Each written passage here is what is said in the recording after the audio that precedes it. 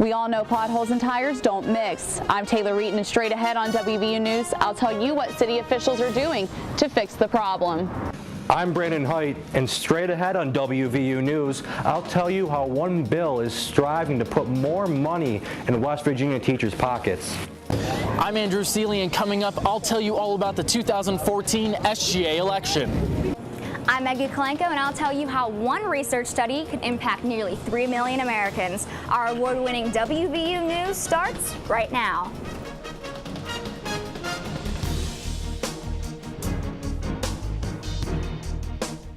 This winter's snow and ice took a toll on West Virginia's highways, and potholes just keep popping up. Find out how you can get cash if your car is damaged from the rough roads. I'm Andrew Seeley. And I'm Taylor Eaton. A new bill will give more money to teachers in the Mountain State. You're watching WVU News, an award-winning newscast produced by television journalism students at West Virginia University.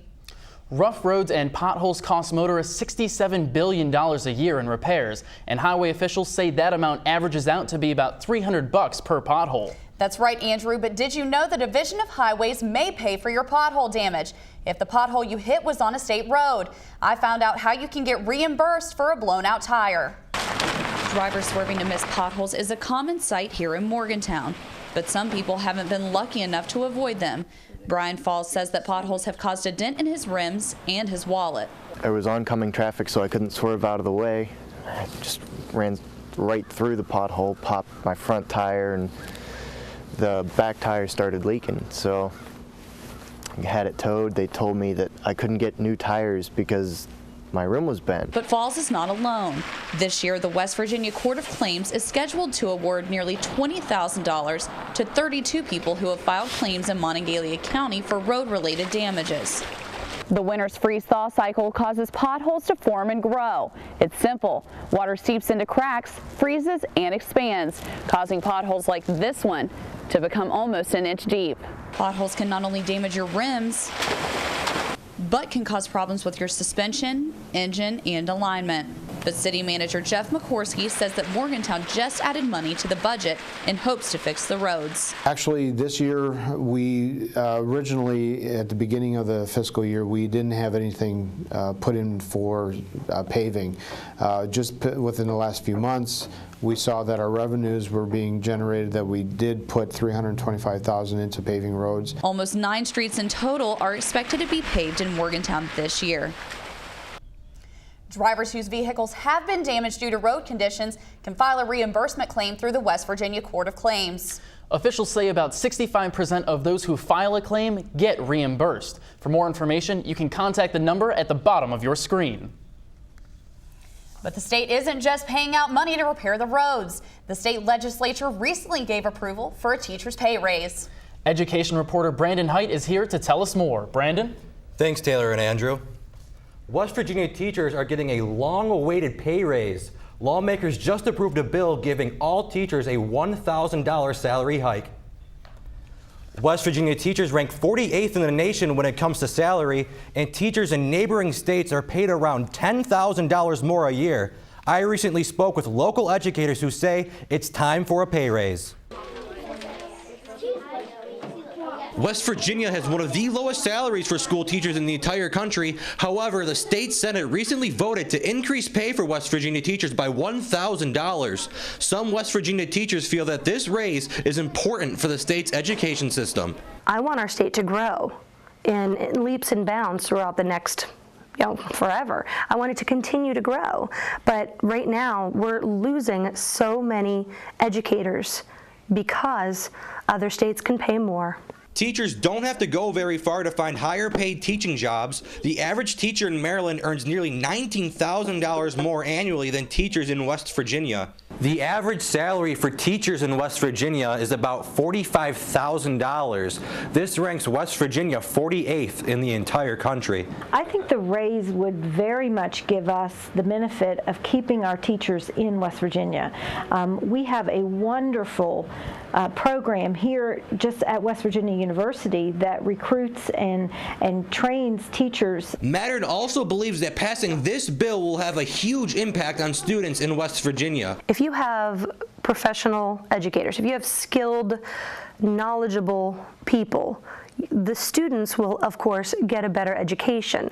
Therefore, in their lifetime, will be able to go further, which I think is invaluable to their quality of life. State officials say that more than 1,500 teachers graduate from West Virginia colleges each year, but only about 400 stay in the state, mainly because of low pay. The $1,000 raise was the most the state could give teachers due to the tight budget constraints this session. The salary increase will cost the state around $46 million. Andrew and Taylor, back to you. Thanks, Brandon. While lawmakers in Charleston have wrapped up another legislative session, WVU student government has been busy with the recent election. But studies still show that only 20% of college students vote in government elections. I spoke with WVU student leaders about what needs to be improved after the 2014 SGA race. In this year's SGA debate, topics like parking, career opportunities, and handicap accessibility saw a lot of attention from the Board of Governors. Once the presidential debate began, all eyes were on university growth. The university is constantly expanding, and I mean, you can see that just on a daily basis, seeing the construction over in Evansdale or law school or downtown with various restaurants or not. That's something that's going to come up in the next year, and we're going to have to deal with the issues connected with that expansion. But a main focus for both the launch party and the trusted ticket, just getting students out to the voting polls. Regardless of who you vote for, voting is an extremely important part of the process of being here at WVU, and students' voices actually do matter.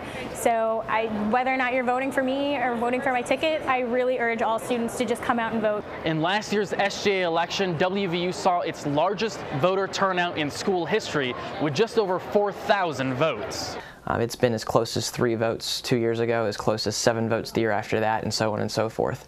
So every student that comes out and votes, especially for president, especially for Board of Governors, every single vote matters, and really at the end of the day you can have huge effects in shaping the decisions at the university just by electing one person over another. According to current President Ryan Campione, SGA governors make decisions that affect tuition and health care, amongst other important things, and it all starts at the voting polls. This year's election turned out to be another close race, with the trusted ticket claiming victory over the launch party with less than 2% of the student body vote. In addition to new faces in student government, WVU students living downtown will see a change in the way they grocery shop soon. That's right, Taylor. University Place, a residential and retail complex located in the heart of Sunnyside, will be the home to the first ever Sheetz supermarket. This $70 million development is located just 2 blocks from the downtown campus. The complex will include 265 student apartments, along with 30,000 feet of retail space. Other amenities besides Sheetz are a restaurant, fitness center, and outdoor community space. Both University Place and Sheetz are scheduled to open this August. Peace of mind. That's what parents of nearly 400,000 children are hoping for as researchers continue to look for a cure to peanut allergies. Health reporter Megu Kalenko joins us in the studio now to tell us about a possible treatment for those 3 million Americans suffering with a nut allergy. Megu? Thanks, Andrew and Taylor. For those who are allergic to peanuts, exposure can cause severe allergic reaction and even death. But I learned about a breakthrough treatment that could lessen the effect of allergic reaction to peanuts, and all it takes is wearing a patch. Candy, cooking oil, and baked goods are common in the average American's diet. However, for nearly 3 million Americans, the smallest exposure to peanuts can be deadly. WVU student Sarah Lyons has a peanut allergy and says that avoidance is just a part of her life. 2 times when I was younger, when they first found out, my grandpa fed me a peanut butter egg, and I was little, I was still in diapers, so my whole body broke out in a rash, and not sure if my throat started closing then, but just my whole body was a rash and they didn't know. The severity of a reaction to peanuts ranges by individual, with the most extreme reaction being anaphylaxis, which can cause the tightening and complete closure of airways. The law requires that all packaged food products sold in the United States that contain peanuts must list the word peanut on its label, as well as any product manufactured in the same facility as peanuts. There is currently no treatment, but 24 hospitals worldwide have been testing the ViaSkin patch to help peanut allergy sufferers build resilience to peanuts with the exposure through the skin. Morgantown doctor Robert Bowers says a solid treatment is necessary because the allergy affects children and adults alike. We see probably more children than adults with that, but I think it's increasing in the adult population as the allergy testing is increasing in the adult population and people are finding out more and more what they're allergic to. The patch is still experimental as reactions have varied in study participants. The peanut patch is equivalent to eating 20 peanuts. Researchers hope that the patch proves that low-level exposure to peanuts can desensitize the immune system's reaction to peanuts. The study is ongoing for the next 2.5 years. Andrew and Taylor, back to you. Thanks, Megu. From worrying about your child's health to finding quality daycare, being a parent has many responsibilities. And with over 40,000 children needing child care services in West Virginia, the task of finding the right daycare can be daunting. The Early Learning Facility, also known as ELF here in Morgantown, doesn't just provide basic daycare to kids. It prepares them for kindergarten. A group of WVU students is working with ELF for their senior class project. The student group, called the ELF Enchantment Fund, is helping the daycare revamp its learning objectives and improve its online presence. It's great to hear that WVU students are using what they've learned in the classroom to help local businesses like ELF. It really is, Andrew, and coming up on WVU Sports, Joe Mitchin has the inside scoop on Mountaineer spring football. Straight ahead on WVU Sports, I'm Joe Mitchin, and I'll show you how Mountaineer football works hard even in the off-season. We're all different. Our interests, our backgrounds can influence our futures. But without focus, they're just dreams. But what if someone could give your interests life? If they could give your background power? If they could fuel what motivates you? That's what gives dreams meaning, purpose. And perhaps that was the moment you knew you wanted to be a Mountaineer. So the 2013 football season didn't go quite as planned for the Mountaineers. But sports anchor Joe Mitchin is here to tell us about the first look at the 2014 season. Joe, is it looking any better for the blue and gold? Well, Taylor, WVU sent off 3 of their best players in school history to the NFL in 2012, and that meant that 2013 was a major rebuilding year.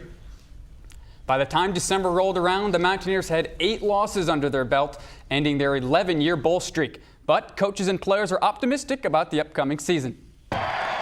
Before they can run out of the tunnel and play in front of 60,000 Mountaineer fans, the WVU football team can be found here at the Caperton Indoor Facility, where spring practice has just kicked off. You know, I think everybody pretty much does the same thing in spring, really. I mean, you hopefully have, you know, a lot of guys coming back and you have the majority of your team. You never have your full team. I mean, last year at this point we had less than half of our team. This year we have upwards of about 80% of our teams. NCAA rules allow West Virginia to hold 15 spring practices, including the annual Gold-Blue game. The Mountaineer coaching staff are looking for players to step up before the fall. Make every opportunity count, and I can't stress that enough. And I told them everything you do, you know, if it's a picking up a blitz, you know, if it's running a route, I mean, whatever it is, you got to make everything count. The Mountaineers won't be able to practice outside until the snow melts and the temperatures rise. However, the coaching staff and the team are excited to get out of the practice facility and onto Milan-Priscar Stadium for the spring game. The guys were eager, and I asked all the coaches what their opinion on it was, and they were probably more eager to start coaching than the kids were and wanting to get started as well. So we decided to go ahead and get started. WVU will continue to work out throughout the spring in preparation of the 2014 season and hope to build and improve on last season's 4-8 record. You can get your first glimpse of the 2014 Mountaineers on April 12th as spring practice comes to a head in the annual Gold-Blue game. Lots of changes and big things happening to our football team. I can't wait to see them play in the next couple of weeks. It's really a great time to be a Mountaineer, Andrew. Well, that wraps up this week's edition of WVU News. Be sure to visit us online at our website. You can also catch any of our shows on YouTube. And don't forget to follow us and our reporters on Twitter. Thanks for watching WVU News. We'll see you next time.